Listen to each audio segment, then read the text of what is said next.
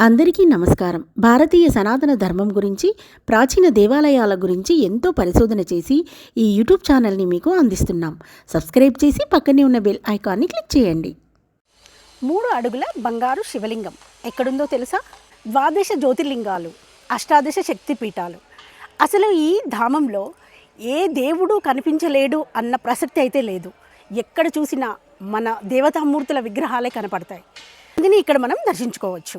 ఇది ఎక్కడో కాదు, భువనగిరికి చాలా దగ్గరలో ఉంటుంది. ప్రపంచంలో ఎక్కడా లేని 3 అడుగుల బంగారు శివలింగం ఇక్కడ ఉంది. రమణేశ్వర బంగారు శివలింగ దేవాలయం భువనగిరికి అతి సమీపంలో ఉంది. హైదరాబాద్ నుంచి 60 కిలోమీటర్ల దూరంలోనే ఈ అద్భుతమైన దేవాలయం ఉంది. ఈ దేవాలయాన్ని ఎలా చేరుకోవాలి, ఈ దేవాలయం యొక్క ప్రాముఖ్యత ఏంటో తెలుసుకుందాం. నాతో రండి. ఎవరైనా మా ఛానల్ని ఫస్ట్ టైం చూసినట్టుంటే వెంటనే సబ్స్క్రైబ్ చేసుకోండి. ఈ వీడియోని అందరికీ షేర్ చేయండి. మీరు షేర్ చేయడం వల్ల ఈ సమాచారం చాలామందికి చేరుతుంది.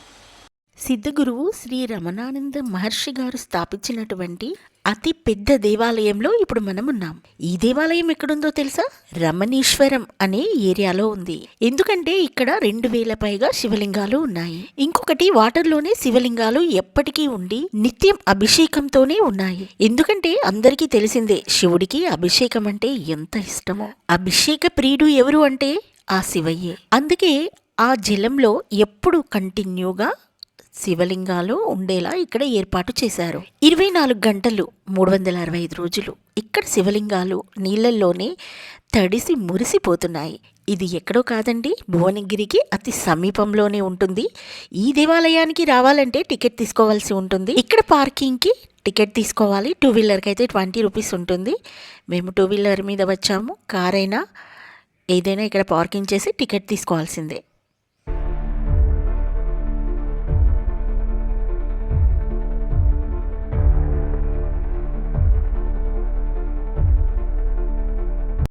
దేవాలయం దగ్గరికైతే వచ్చేసాము. ఈ దేవాలయంలో ఏ దేవుడు కావాలంటే ఆ దేవుణ్ణి, ఏ అమ్మవారు కావాలంటే ఆ అమ్మవారిని మనం ఇక్కడ దర్శించుకోవచ్చు. మన తెలంగాణ భూమి అంటే దేవాలయాల భూమి, చరిత్రల భూమి, ఆధ్యాత్మిక శక్తి నిలయం. ఈరోజు మనం భువనగిరి దగ్గర ఉన్న ఒక అద్భుతమైన, చాలామందికి తెలియని ఒక పవిత్ర స్థలం గురించి తెలుసుకోబోతున్నాం. 3 అడుగుల ఎత్తున్న బంగారు శివలింగం. అవును, మీరు విన్నది నిజమే. 3 అడుగుల బంగారు శివలింగం. అది ఎక్కడిది, ఎలా వచ్చింది, దాని చరిత్ర ఏంటో తెలుసుకుందాం.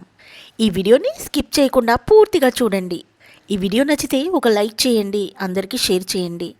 మీరు లైక్ చేయడం వల్ల ఈ సమాచారం చాలామందికి తెలుస్తుంది. మీ అందరికీ పురాతనమైన దేవాలయాలని, ప్రసిద్ధ దేవాలయాన్ని చూడించాలని చాలా చోట్లకి వస్తున్నాను. నా కోసం ఖచ్చితంగా సబ్స్క్రైబ్ చేసుకోండి, లైక్ చేయండి, ఈ వీడియోని చాలామందికి షేర్ చేయండి. భువనగిరి అంటే మనకు గుర్తొచ్చేది భువనగిరి కోట.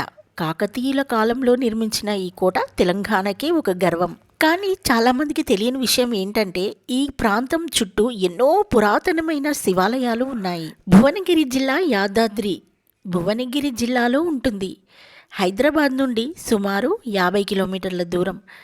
ఇది కేవలం కోటనే కాదు, ఆధ్యాత్మికంగా కూడా చాలా శక్తివంతమైన ప్రాంతం. ఈ క్షేత్రంలో ముఖ్యంగా కనిపించేది అనేక శివలింగాలు. చిన్నవి, పెద్దవి, రాతితో చేసినవి, ప్రత్యేకంగా ప్రతిష్ఠించినవి. దాదాపు ఎన్నో శివలింగాలని మనం ఇక్కడ దర్శించుకోవచ్చు. ఈ దేవాలయం లోపలికైతే ఒక్కరికి 100 రూపాయల టికెట్ ఉంటుందండి. టికెట్ తీసుకొని లోపలికి వచ్చేయండి. ఇక్కడికి వచ్చిన ప్రతి భక్తుడు చెప్తాడు, ఇక్కడికి వచ్చాక మనసు ప్రశాంతంగా అయిపోతుంది. నీళ్ళల్లో అభిషేకం చూస్తుంటే కన్నీళ్లు వస్తాయి.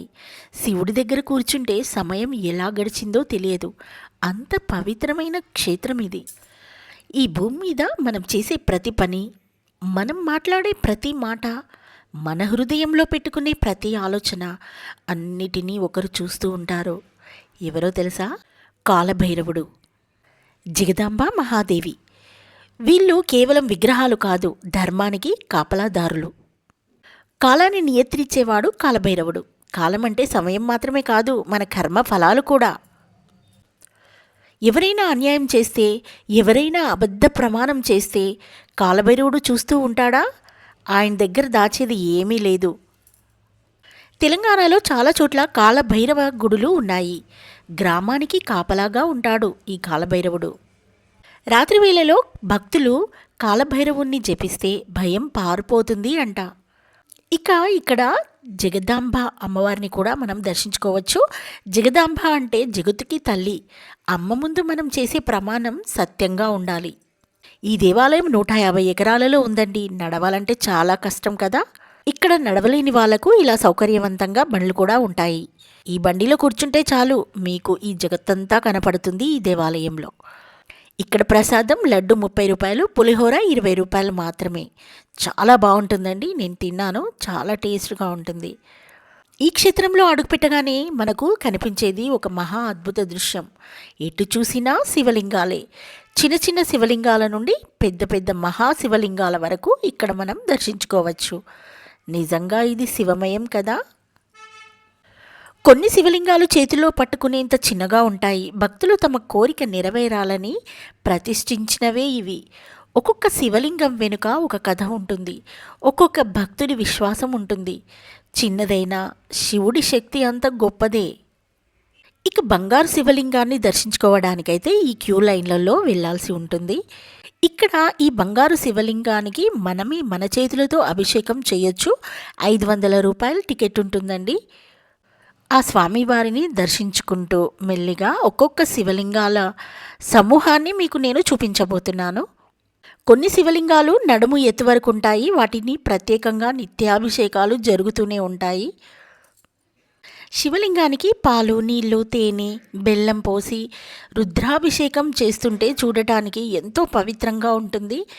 ఆ సమయంలో ఓం నమః శివాయ అనే మంత్రం మారు మోగితే అక్కడ వాతావరణమే మారిపోతుంది కదండి.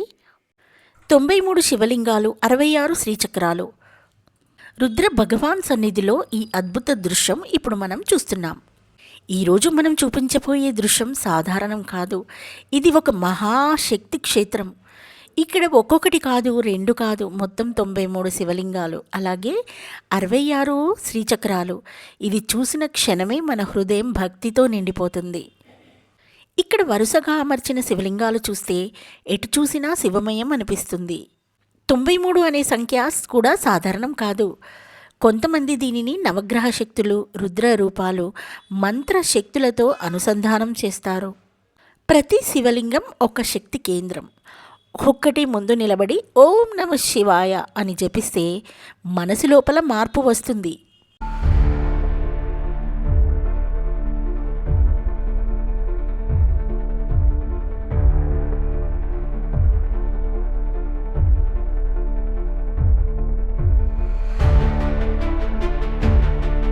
ఇక్కడ 77 శివలింగాలు, 52 శ్రీచక్రాలు. ఇక్కడ దర్శనం చేసుకుందామా.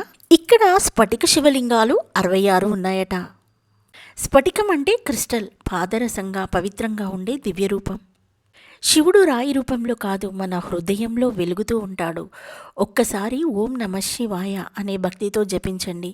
మీ జీవితం కూడా స్ఫటికంలా నిర్మలంగా మారుతుంది. ఓం నమః శివాయ.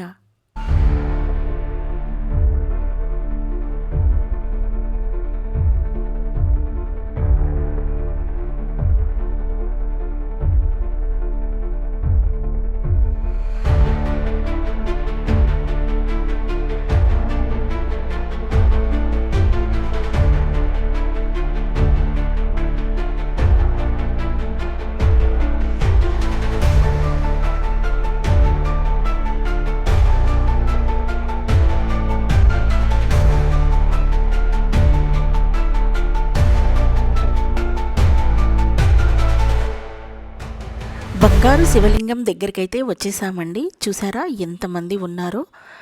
అటు శివలింగాలే, ఇటు శివలింగాలే, మధ్యలో బంగారు శివలింగం. ఇది 3 అడుగులతో ఉంటుంది. మనమే మన స్వహస్తాలతో ఇక్కడ అభిషేకం చేయొచ్చు.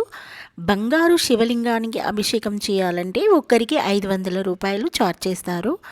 టికెట్ ఉంటుంది. ఒక్కరికి మాత్రమే 500 ఉంటుంది. ఫ్యామిలీలో 4 ఉంటే 2000 వరకు అవుతుంది. ఇక్కడ మన చేతులతోటి అభిషేకం చేయిస్తారు. సాధారణంగా చాలా గుళ్ళల్లో మనం దూరం నుండి దర్శనం చేస్తాం, కానీ ఇక్కడ ప్రత్యేకం ఏమిటంటే బంగారు శివలింగానికి మన చేతులతోటి అభిషేకం చేస్తాం. ఇక్కడున్న శివలింగం బంగారు కాంతితో మెరిసిపోతూ ఉంటుంది. మన చేతులతో అభిషేకం చేస్తుంటే మన కష్టాలు కూడా కరిగిపోతున్నట్టుగా అనిపిస్తుంది. ఇక మనం దుని దగ్గరికి అయితే వచ్చేసాం. ఈ దుని చుట్టూ భక్తులు ప్రదక్షిణ చేస్తారు, ఎందుకంటే ఇక్కడ గొప్ప నమ్మకం ఉంది. అదేంటంటే ఇక్కడ దుని చుట్టూ భక్తులు 3 సార్లు కానీ 5 సార్లు కానీ 9 సార్లు కానీ అలాగే 108 సార్లు కానీ ప్రదక్షిణ చేస్తారు. ఎందుకో తెలుసా? దుష్ట పీడ నివారణ కోసం, నరఘోష నివారణ కోసం, దీర్ఘ వ్యాధుల నివారణ కోసం. ఇక్కడ చాలామంది భక్తులు చెప్పారు, ఈ దుని చుట్టూ తిరిగాక మనసు తేలిక అయ్యింది, చాలా రోజులుగా ఉన్న సమస్యలు తగ్గాయి అని. ఇది విశ్వాసం, కానీ భక్తితో చేసిన ప్రదక్షిణలో శక్తి ఉంటుంది అంటారు.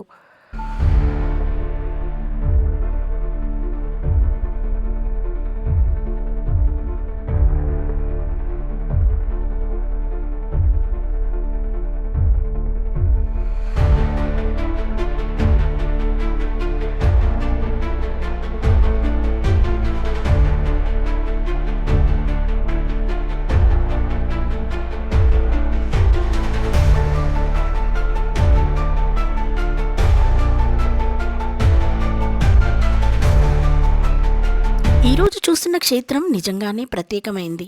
ఎందుకంటే ఇక్కడ ఒకే ప్రదేశంలో 4 అడుగుల శ్రీ శాంకరీదేవి, 4 అడుగుల శ్రీ గురునానక్ మహారాజు విగ్రహం, ఋషి శివలింగాలు దర్శనమిస్తున్నాయి. ఇక్కడ ఉన్న శ్రీ శాంకరీదేవి 4 అడుగుల ఎత్తులో అద్భుతంగా ప్రతిష్ఠించబడింది. అమ్మవారి ముఖం చూసిన తక్షణమే మనసు ప్రశాంతమైపోతుంది. శాంకరి అంటే శివుని అర్ధాంగి. అమ్మ కటాక్షం ఉంటే ఇంట్లో శాంతి, ఐశ్వర్యం నిండుగా ఉంటాయి అంటారు. ఇక్కడ ఋషి శివలింగాలు కూడా మనకు దర్శనమిస్తున్నాయి. ఇవి మహర్షుల తపస్సుకు ప్రతీకలు. ఋషులు శివారాధన ద్వారా పరమజ్ఞానం పొందిన వాళ్ళు. ఈ శివలింగాల ముందు నిలబడి నమస్కరించి ఓం నమ శివాయ అని మనసులో ధ్యానం చేసుకోవాలి. ఒకే ప్రదేశంలో అమ్మవారి శక్తి, గురునానక్ గారి జ్ఞానం, శివుని తపోశక్తి. ఇది నిజంగా అరుదైన దర్శనం. ఇక్కడికి వచ్చి ఒక్కసారి నమస్కరిస్తే మన హృదయం సంతోషంతో నిండిపోతుంది. ఇక ఆది పరాశక్తి మహా ఆలయానికైతే వచ్చేసాం. ఇక్కడ అమ్మవారి అన్ని రూపాలు, శివుడి అన్ని అవతారాలు ఒకే ప్రదేశంలో మనం దర్శించుకోవచ్చు.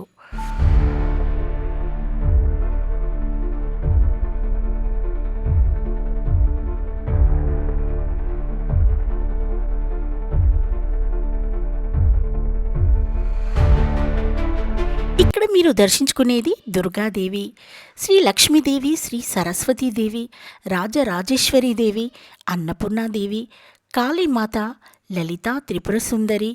అమ్మవారు ఏ రూపంలో ఉన్నా అది మన అవసరానికి తగ్గ దైవ కటాక్షం. ఐశ్వర్యం కావాలంటే లక్ష్మీ రూపం, విద్య కావాలంటే సరస్వతి రూపం, ధైర్యం కావాలంటే దుర్గామాత రూపం. ఇలా అమ్మవారిని ప్రతి రూపం మన జీవితానికి ఒక ఆశీర్వాదం. ఇక్కడ శివుని రూపాలు భిన్నంగా దర్శనమిస్తున్నాయి మనకు. చూసారా? మహాదేవుడు, రుద్ర భగవాన్, అర్ధనారీశ్వరుడు, నటరాజ స్వరూపం, కాలభైరవుడు, దక్షిణామూర్తి. శివుడు ఒకే రూపంలో కాదు, సృష్టి స్థితి లయలకు అధిపతి. ఒక్కో రూపం, ఒక్కో శక్తి, ఒక్కో సందేశం. ఈ మహాలయంలో అడుగు పెట్టగానే మనసు ఒక ప్రత్యేకమైన శాంతి కలుగుతుంది. అమ్మవారి సన్నిధిలో నిలబడి ప్రార్థిస్తే మన బాధలు తీరినట్టు అనిపిస్తుంది. ఈ శివుని రూపాల ముందు నిలబడి ఓం నమ శివాయ అని జపిస్తే మనసు ప్రశాంతమవుతుంది. అమ్మవారి అన్ని రూపాలు, శివుడి అన్ని అవతారాలు ఒకే చోట దర్శనం.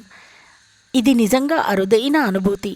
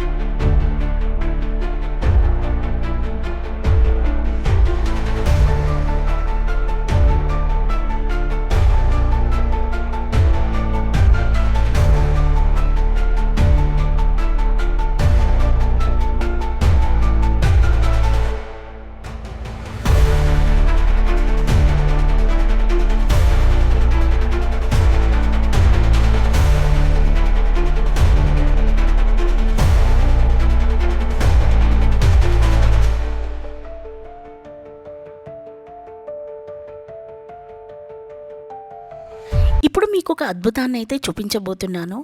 ఇక్కడ మనకు ఒక శివలింగం కనపడుతుంది కదా. ఓం నమః శివాయ అంటూ స్మరిస్తూ ఈ శివలింగాన్ని హత్తుకొని మన కోరికలు కోరుకుంటే ఆ కోరిక ఖచ్చితంగా నెరవేరుతుందని నమ్ముతారు. ధర్మమైన కోరిక ఏదైనా కోరుకుంటే ఇక్కడ తప్పకుండా నెరవేరుతుందట. ఓం నమః శివాయ. ఈ మహోన్నతమైన ఆలయంలో ఎన్నో వింతలు, ఎన్నో విశేషాలు ఉన్నాయి. జీవితంలో కొన్నిసార్లు మనం అనుకుంటాం, ఎందుకింత నరదృష్టి, ఎందుకింత ఆటంకాలు, ఎందుకింత సమస్యలు. అలాంటి సమయాల్లో భక్తులు ఆశ్రయించేది శివలింగాభిషేకం. ఇప్పుడు మనం దర్శించుకుంటున్నాం 7 అడుగుల పంచలోహ మహారుద్రుడు, 12 శివలింగాలు, 72 శ్రీకర చక్రాలు. ఇది నిజంగా శివభక్తుల సమ్మేళనం. ఇక్కడున్న మహారుద్రుడు 7 అడుగుల ఎత్తులో పంచలోహంతో రూపొందించారు. పంచలోహం అంటే 5 లోహాల మిశ్రమం. బంగారం, వెండి, రాగి, ఇనుము, సీసం ఇవి కలిస్తే శక్తి నిలుస్తుందని ఆగమశాస్త్రం చెబుతుంది. ఆ మహారుద్రుడి రూపం ముందు నిలబడి చూస్తే మన గుండెల్లో భక్తి అలజడి మొదలవుతుంది. భక్తులందరూ ఒక్కసారి ఓం నమః శివాయ అని కామెంట్ చేయండి. ఇక జలలింగాల దగ్గరికైతే వచ్చేసాం. ఇందాక చెప్పాను కదండి, శివుడు బోలా శంకరుడు. మనస్ఫూర్తిగా పిలిస్తే వెంటనే కదిలి వస్తాడు. అభిషేకం అంటే కేవలం నీళ్లు పోయడం కాదు, మన బాధలను శివుని పాదాల వద్ద ఉంచడం. పాలు, నీళ్లు, బిల్వదళాలు, తేనె ఇలా అభిషేకం చేస్తూ ఓం నమః శివాయ అని జపిస్తే మనసులో ఉన్న నెగిటివ్ బాధలన్నీ తొలగిపోతాయి.